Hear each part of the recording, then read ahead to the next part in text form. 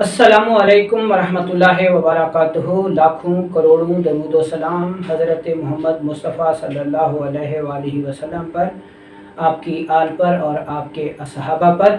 मैं हूं आपका मेज़बान हकीम लियाकत अली खिची और आप देख रहे हैं हमारा यूट्यूब चैनल हर्बल वर्ल्ड। और आज हम पढ़ेंगे कानून मुफ़रद अज़ा की क्लास नंबर 32, जिसका उन्वान है जी कि गुद्दी उज़लाती तहरीक में एलर्जी, मतली, कैं और पेचिश और ज़ोफ़े क़ल्ब मरीज़ को बहुत शदीद होता है।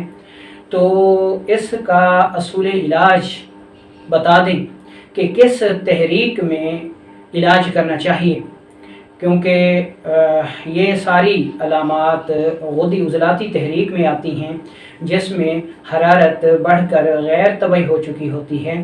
तो यहाँ पर कानून मुफ़रद अज़ा ये कहता है जी कि गुद्दी आसाबी तहरीक में इसका इलाज किया जाए, जबकि हकीम इनकलाब जनाब दोस्त मोहम्मद साबिर मुल्तानी साहिब रहमतुल्लाह अलैह का ये फरमान है कि हरारत सबसे ज़्यादा गुद्दी आसाबी तहरीक में होती है। तो जब गुद्दी उज़लाती तहरीक में हरारत की ज़्यादती की वजह से ये मसाइल लाहक होंगे मरीज़ को, और जब हम गुद्दी आसाबी दवा देंगे तो गुद्दी आसाबी में तो हरारत और भी बढ़ जाएगी। तो क्या इससे मरीज़ को उसकी तकलीफ़ में इजाफ़ा नहीं हो जाएगा? तो इस बारे में हमारी रहनुमाई की जाए। ये सवाल बहुत सारे अतिबाए कराम ख़ुसूसन हमारे हमसाया मुल्क हिंदुस्तान में से बहुत ज़्यादा पूछे जाने वाला ये सवाल है। तो इसके बारे में आज हम आपको आगाही देंगे। दोस्तों, सबसे पहले तो आप गुद्दी उज़लाती तहरीक की माहियत समझ लें कि गुद्दी उज़लाती तहरीक उज़लाती गुद्दी के बाद आया करती है।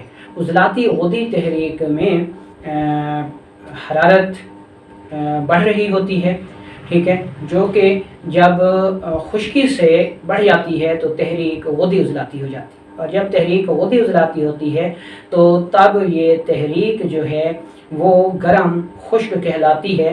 उसमें हम ये कहते हैं कि इस तहरीक में गर्मी बढ़ गई है और खुश्की कम हो गई है। अब जूं जूं गुद्दी उज़लाती तहरीक आगे बढ़ती है उसमें हरारत बढ़ती जाती है और खुश्की कम होती जाती है, और जब खुश्की इंतहाई कम हो जाती है तो कुदरत रतूबात पैदा करना शुरू कर देती है और तहरीक गुद्दी आसाबी कहलाती है, जिसको हम गरम तर तहरीक कहते हैं। ये हालत सेहत में गुद्दी उज़लाती तहरीक का फार्मूला है। अब आप लोगों का मेन सवाल ये है जी कि गुद्दी उज़लाती तहरीक में हरारत ज़्यादा होती है, जिसके बिगाड़ से मर्ज़ पैदा होता है। आपने बिल्कुल ठीक सोचा, और ये भी बिल्कुल ठीक है कि गुद्दी आसाबी तहरीक में हरारत सबसे ज़्यादा होती है, ठीक है जी। लेकिन इसको भी तो समझे ना कि गुद्दी आसाबी में हरारत कब ज़्यादा है, ठीक है जी, कि जब गुद्दी उज़लाती तहरीक है उसमें मिसाल के तौर पर समझा रहा हूँ कि उसमें हरारत जो है वो 70% है और खुश्की 30% है, ठीक है।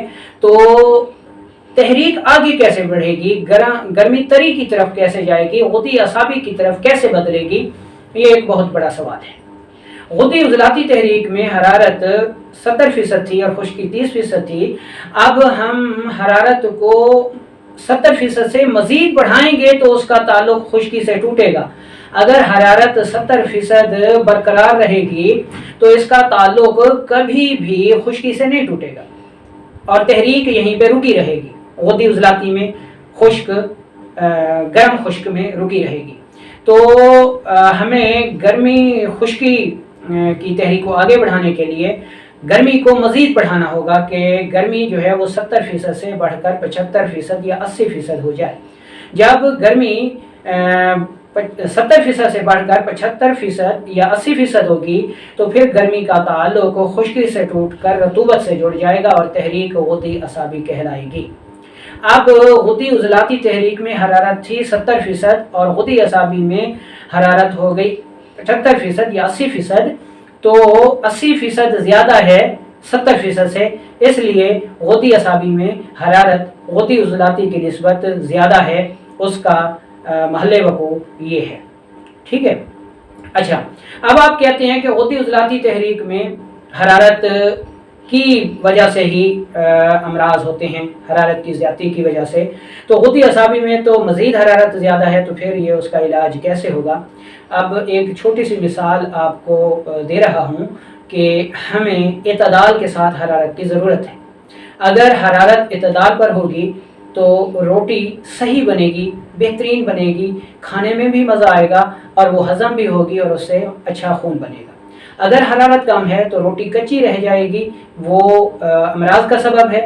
और अगर हरारत ज़्यादा है तो रोटी जल जाएगी, खाई नहीं जाएगी, और अगर हम खाएंगे तो उससे ख़राब खून बनेगा और अमराज पैदा होंगे।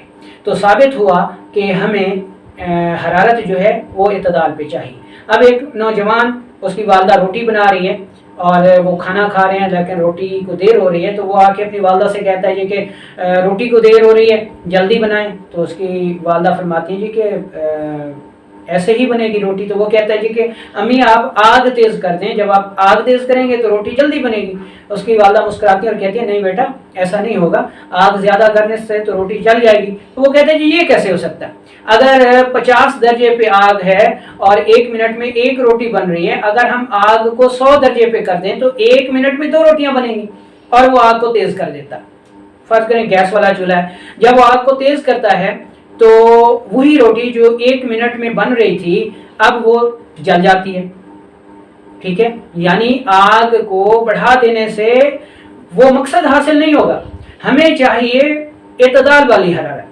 ठीक है, तो गद्दी उज़लाती तहरीक में जब गद्दी उज़लाती तहरीक गैर तबई होती है तो उसमें हरारत बिगड़ जाती है। जब तहरीक किसी मकाम पे रुक जाती है तो उसमें ताफुन पैदा हो जाता है, सुकेड़ पैदा हो जाता है। तो अब गद्दी उज़लाती तहरीक में भी जब हरारत गैर तबई हो गई तो उसमें सोजिश हो गई। ठीक है, ऑक्सीजन की कमी हो गई, ठीक है, खुश्की हो गई और ऑक्सीजन की कमी की वजह से वहां पे सुकेड़ हो गया। अब उसका इलाज जो है वो हरारत को तबई करना है, तो हम गद्दी असाबी कर देते हैं। गद्दी असाबी में चूंकि हरारत ज़्यादा है और है भी तबई, तो वो तबई हरारत जब पैदा होती है तो वो अपने से पिछले वाली तहरीक की गैर तबई हरारत की वजह से होने वाली सोजिश को दूर करना शुरू कर देती है, जिसकी वजह से सोजिश दूर हो जाती है और सेहत मिलना शुरू हो जाती है। ये तो था वो असूल इलाज मैकेनिज़्म। अब आ जाते हैं कि गद्दी उज़लाती तहरीक में मतली, कैर, पेचिश और एलर्जी। तो इसका इलाज क्या होगा।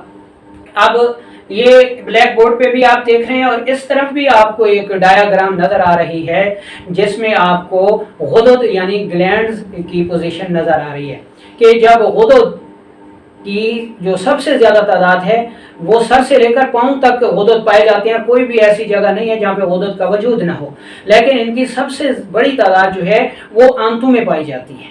ठीक है, जब गुदद सोजिशनाक होते हैं तो वो मुतवरम होकर आंतों का रास्ता तंग कर देते हैं और बाद सूरतों में बंद भी कर देते हैं। जब बंद कर देते हैं तो इंतहाई शदीद किस्म की जो है वो कब्ज़ हो जाती है, हर्निया।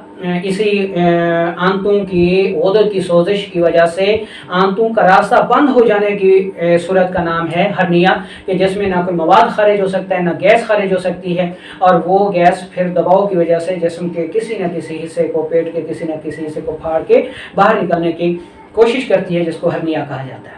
तो जब ये गुदद सोजिशनाक होते हैं तो मुताफन मवाद आंतों में रुक जाता है और इस मुताफन मवाद के रुक जाने की वजह से नीचे की तरफ जो रिया होते हैं वो कम हो जाते हैं, वो बंद हो जाते हैं, जिसकी वजह से तबीयत मुदब्बराए बदन उनको कै या मतली की वजह की सूरत पैदा कर देती है। और ऐसी सूरत में मवाद जो है वो बहुत थोड़ा थोड़ा खारिज होता है, जो कि पेचिश नुमा होता है। इसमें मरीज़ की फरागत नहीं होती, उसको वाशरूम बार बार आना जाना पड़ता है। बड़ा पेशाब और छोटा पेशाब बहुत थोड़ी मिकदार में आता है, लेकिन उसको जाना बार बार पड़ता है। ठीक है, अच्छा, अब इसमें चूँकि मुताफन मादे आंतों में रुक गए हैं और एलर्जी किस सूरत का नाम है, एलर्जी भी इसी सूरत का नाम है कि मुताफन मवाद की वजह से वो गैर तबई सूरत हाल पैदा होकर एलर्जी हो जाती है। तो इस वजह से जब गद्दी उज़लाती सोजिश की वजह से आंतों के गुदद इंतहाई सोजिशनाक होकर मवाद का रास्ता बंद कर देते हैं, तो ऐसी सूरत में एलर्जी, कै, मतली, पेचिश جو ہے وہ شروع ہو جاتی ہے، بعض لوگوں میں بلڈ پریشر بھی بڑھ جاتا ہے، بعض کے ہاتھ پاؤں میں جلن شروع ہو جاتی ہے، ٹھیک ہے، خواتین میں ورم رحم ہو جاتا ہے، تو یہ صورتحال ہو جاتی ہے۔ اس کی علامات میں پیشاب زردی مائل مقدار میں تھوڑا جلن کے ساتھ قطرہ قطرہ آیا کرتا ہے، نبض حرکت میں تیز، قوام میں پتلی اور درمیان میں ہوا کرتی ہے، ٹھیک ہے، تو یہ اس کی علامات ہو گئیں۔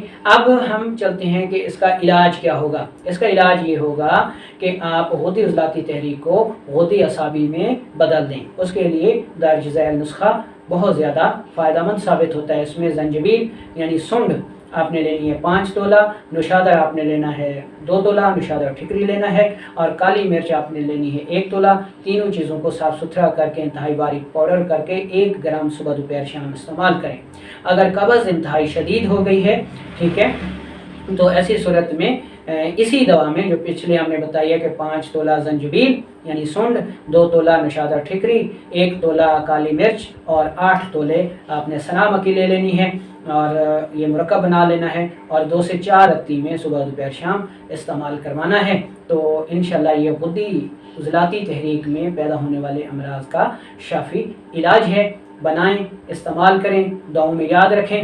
اس میں آپ جو قہوہ استعمال کر سکتے ہیں وہ ہے جی سونف، زیرہ سفید اور چھوٹی الائچی، اور اس کے ساتھ ادرک بھی آپ ملا سکتے ہیں۔ یہ قہوہ صبح دوپہر شام آپ استعمال کریں تو غدی عضلاتی تحریک میں پیدا شدہ الرجی، قے، متلی، پیچش، ورم رحم، پیشاب کی بندش، ہائی بلڈ پریشر یا نیند نہ آنے کے یا ہاتھ اور پاؤں کی جلن کے جتنے بھی آوازات ہوں گے